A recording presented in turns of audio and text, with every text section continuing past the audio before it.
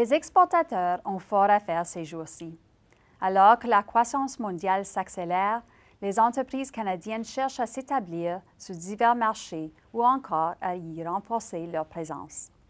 Pourtant, dans le même temps, les risques politiques dominent les manchettes et compliquent la prise de décision et en traitent au moment de faire des affaires et aux régions à privilégier.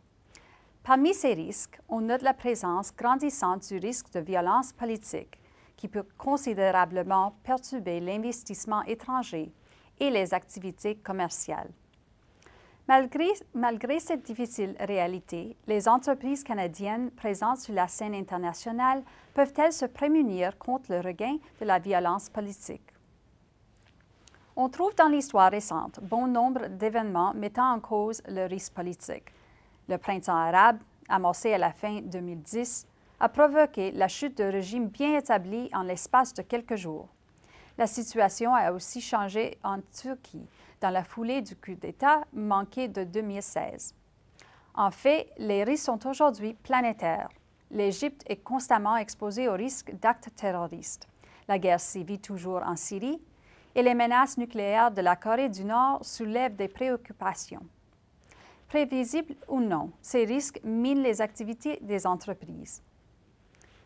Précisons que le risque de violence politique, tel que nous le définissons, englobe un éventail de risques.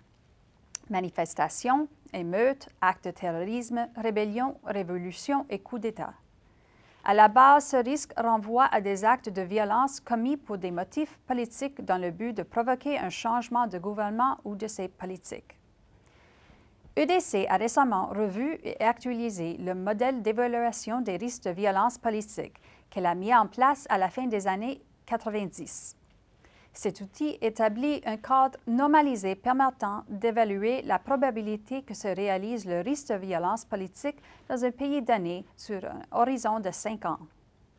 L'élément central de notre modèle, la capacité d'évaluer les conditions indispensables sur le plan structurel à la réalisation du risque. En clair, les facteurs exposant ou prédisposant un pays à des flambées de violence politique. Comment le modèle y parvient-il? De toute évidence, aucun modèle n'a la capacité de prédire avec précision le moment où un pays connaîtra une flambée de violence, ni même d'ailleurs l'événement déclencheur qui motivera la population à manifester dans les rues. Par contre, notre modèle possède une structure robuste qui a été perfectionnée grâce à des analyses effectuées pendant près de 20 ans. Sa portée est vaste puisqu'il couvre un peu plus de 200 marchés et le fait qu'il s'appuie sur des sources complètes de données nous permet de mesurer le risque. Si certaines conditions préalables sont réunies, parmi d'autres facteurs, la probabilité qu'un pays assiste à une flambée de violence politique s'en trouvera augmentée. Alors, quels éléments retiennent notre attention? Nous commençons par déterminer quel type de régime est en place, de l'autocratie totale en passant par l'autocratie partielle et la véritable démocratie, étant donné que ces facteurs modulent à la hausse ou à la baisse des risques dans notre modèle. Ensuite, nous examinons les variables prises en compte dans notre analyse qui figurent parmi les meilleurs marqueurs de la présence des risques.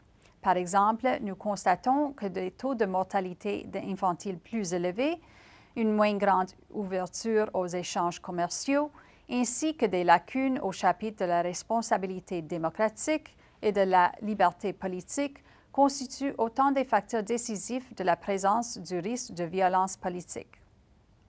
Lors de la prochaine étape, nous nous intéressons aux variables accessoires, autrement dit, les facteurs qui font augmenter ou diminuer le risque, notamment la capacité militaire d'un pays. L'un de nos meilleurs indicateurs se fonde sur une analyse des tendances sur 5 ans ciblant les violations des droits de la personne d'un État à l'encontre de ses citoyens. Plus marqué sera le penchant à bafouer ses droits, plus le risque de violence politique sera important dans ce pays. Autre étape. Nous passons en revue les antécédents historiques du pays afin d'y détecter la présence de conflits armés. Nous observons que les pays touchés par des conflits armés au cours de la dernière décennie risquent davantage de connaître d'autres conflits dans l'avenir. Nous calculons par la suite tous ces indicateurs et établissons le classement des risques pour un marché donné. Enfin, dernière étape, nous mobilisons l'expertise de nos analystes de risque pays dans le cadre de notre modèle quantitatif. En combinant les indicateurs utilisés et le jugement éclairé de nos analystes, nous obtenons un modèle parmi les plus performants qui soit. Pourquoi utilisons-nous ce type de modèle? Tout simplement parce que l'analyse préparatoire est primordiale pour gérer les risques. Si nous avons une meilleure idée des marchés qui sont exposés et de la rapidité avec laquelle ces risques évoluent, nous pouvons voir au-delà du tumulte causé par les grands titres et aider les exportateurs à saisir des débouchés sur des marchés où l'aversion pour le risque pourrait être dominante. C'est précisément le but de nos modèles d'évaluation des risques pays. Conclusion, le risque de violence politique peut être intimidant pour d'excellentes raisons.